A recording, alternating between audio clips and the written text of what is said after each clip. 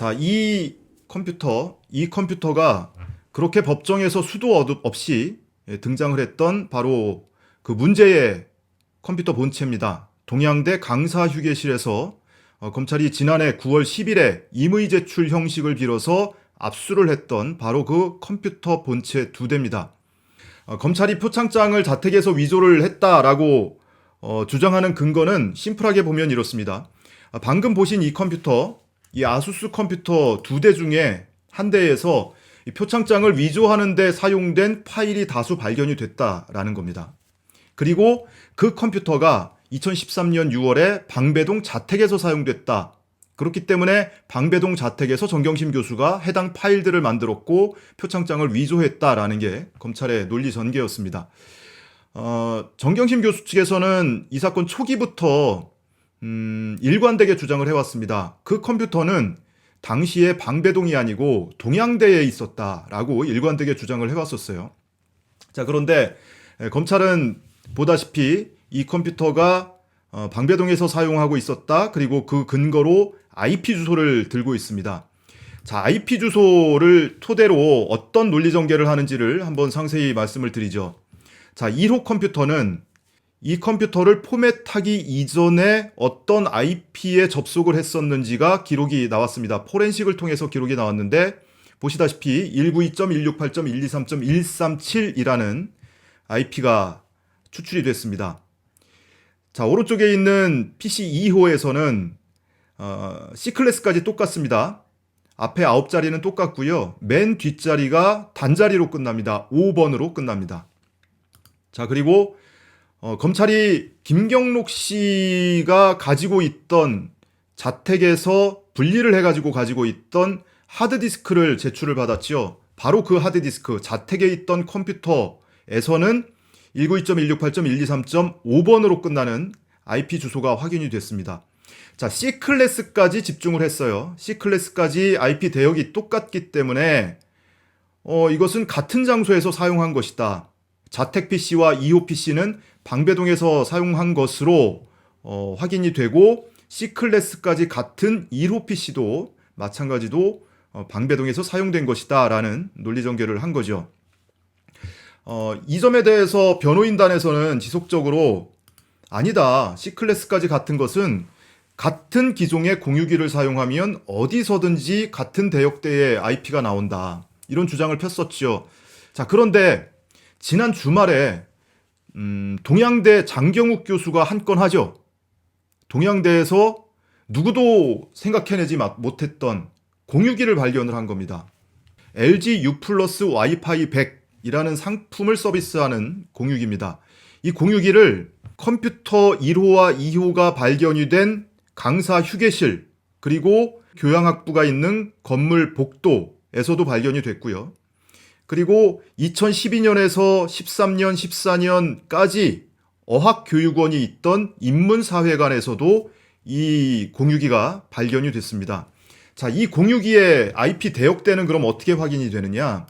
마찬가지로 방배동 자택 PC와 마찬가지로 192.168.123까지 동일하게 나왔고 이후에 맨 마지막 자리가 세 자리가 지속적으로 나왔습니다.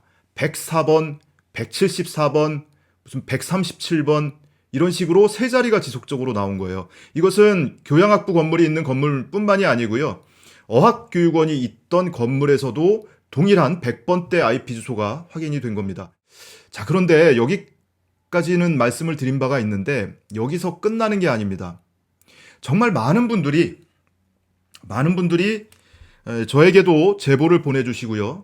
영상의 댓글을 통해서도 많은 분들이 제보를 보내주셨고 저에게 별도의 이메일을 통해서도 제보를 보내주셨습니다. 최순영 선생님이 남겨주신 제보예요.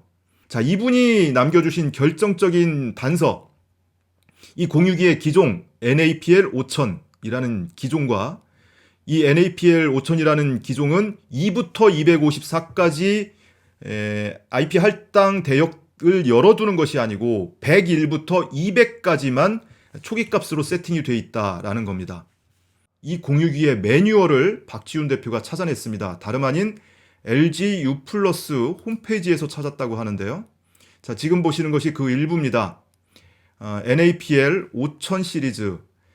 자, 하단부를 조금 확대한 화면입니다. 이 부분 중요합니다. 192.168.123.100에서 200까지의 IP 주소를 자동으로 할당받게 됩니다. 그러니까 그 최순영 선생님이 주신 제보와 마찬가지로 이 기종 NAPL 5000이라는 공유기의 세팅 값은 출시될 때부터 맨 마지막 주소를 100에서 200까지만 할당이 되도록 세팅이 돼서 출시가 된다는 얘기죠. 이 얘기가 매뉴얼에 한 차례 더 나옵니다. 자, 지금 보시는 것처럼 IP 주소는 192.168.123.100에서 192.168.123.200까지가 할당이 되도록 초기 세팅이 돼서 나온다는 겁니다. 이 컴퓨터 1호 PC에서 발견이 된 IP 주소는 192.168.123.137이다. 그리고 2호 PC에서는 끝번호 5로 끝나는 IP 주소가 확인이 됐고, 이 자택에서 쓰던 PC 마지막 번호가 5번으로 끝나는 이 PC에는 이런 사설 IP뿐만이 아니고 공인 IP 기록도 확인이 됩니다. 그래서 그 공인 IP가 어디에 할당된 건지를 확인을 해봤더니 방배동에 할당이 돼 있더라. 따라서 강사유괴실에서 발견된 PC 2호도 방배동이고, 이것과 C클래스까지 동일한 대역대를 사용하는 강사유괴실 1호도 방배동에서 사용된 것이다. 이런 전개를 하고 있는 것이 검찰의 주장입니다. 그런데 지금 보신 바와 같이 이미 공유기가 발견되기 전부터 정경심 교수 측에서는 공유기를 사용하면 전국 어디서나 동일한 대역대의 IP를 할당받을 수 있다. 따라서 이 IP 대역대 C클래스까지 갔다는 이유로 방배동에서 사용했다고 특정할 수 없다라는 주장을 펴왔는데, 실제로 동양대에서 공유기가 발견이 됐고요. 그 공유기에서 할당받는 IP 주소를 할당을 받아봤더니 모두 100번대 세 자릿수 주소만 할당이 되더라라는 거예요. 그런데 최순영 선생님이 주신 제보를 토대로 해서 NAPL 5000이라는 기종의 매뉴얼을 확인해 봤더니 실제로 이 공유기는 출시될 때부터 100번부터 200번까지 100번대의 IP 주소만 할당이 되도록 기본값으로 세팅돼서 출고가 된다라는 것을 확인할 수가 있었습니다. 그런데 방배동 자택에서 확인된 5번이라는 IP 주소가 확인이 된 것을 보면 6, 7, 8, 9, 10, 11, 12, 13, 14, 15 쭉 거슬러 올라가서 137번까지 할당이 됐다는 건데, 가정집에서 133개의 디바이스를 연결할 수 있을까요? 여러분 가족에 몇 분이 사십니까? 한 분이 사용하는 디바이스가 몇 개나 되세요? PC가 됐든 노트북이 됐든 게임기가 됐든 패드가 됐든 또는 휴대폰이 됐든, 가정집에서 5번부터 할당을 받아서 137번까지 할당을 받는다는 것은 현실적으로 불가능에 가깝다는 것이 전문가들의 조언이었습니다. 자, 그리고 동양대에서는 그럼에도 불구하고 100번대 IP 주소만 할당이 됐어요. 그러면 이건 뭘 의미하는 겁니까? 이 PC 1호에서 접속 기록이 확인된 137번이라는 IP 주소는 자택에서 나왔다는 가능성보다는 동양대에서 나왔다는 가능성이 훨씬 더 높아집니다. 검찰이 포렌식을 통해서 확인이 된 이 PC 1호에서 1호 PC에서 끝번호 137, 137로 끝나는 IP 주소를 비할당 영역에서 22개를 찾아냈다고 했습니다. 22차례 발견된 IP 접속 기록은 2012년에서 2014년까지의 사용 기록으로, 접속 기록으로 확인이 됩니다. 이 기간은 동양대 어학교육원이 활발하게 운영되던 2012년에서 2014년과 정확히 일치합니다. 재판부에서 3차례나 요청했어요. 변호인단이 주장하다시피 그 포렌식 분석 보고서를 아무리 들여다봐도 검찰이 주장하고 있는 또는 포렌식 분석관이 제시하고 있는 방식으로 그와 같은 타임라인으로는 도저히 이 표창장을 만들 수 없다고 하더라. 그러니 차라리 검사가 이 법정에서 한번 만들어 보면 어떻겠느냐. 실력 좋은 사람 데려다가 한번 만들어 봐라. 그런데 검사는 만들어 볼 필요가 없다고 했습니다. 왜? 이미 파일들이 만들어져 있기 때문에. 만들어져 있는 중간 단계의 파일들이 있는데 우리가 뭐하러 만듭니까? 이런 주장이에요. 자, 그런데 과연 그럴까요? 검사가 안 만들어 봤을까요? 만들어 봤는데 실제로 그렇게 만들어지더라. 동일한 방식으로 프린트가 되더라. 확인이 됐으면 재판장이 3차례나 요청을 하는데 그렇게 공방을 벌이면서 법정에서 못 만들겠습니다. 만들 필요 없습니다. 라고 했을까요? 검사도 만들어 본 거 아닙니까? 만들어 봤는데 안 되는 거 아닙니까? 자, 그건 기술적인 문제고요.